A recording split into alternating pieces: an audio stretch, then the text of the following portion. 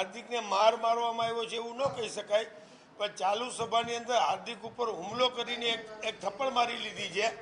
જેમ આ બતાવે છે કે એક તો ભારતીય જનતા પાર્ટી 100% હારી ગઈ છે।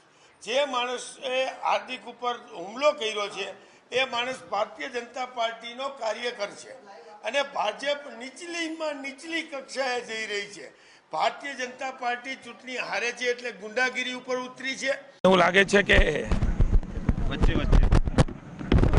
નાટક કરવાની ટેવવાળા કોંગ્રેસનું પડખું લઈ આવ્યા। અમે પહેલાં પણ કહેતા હતા કે કોંગ્રેસના પડખામાં રહી અને ભાજપને હરાવવા નીકળ્યા છે।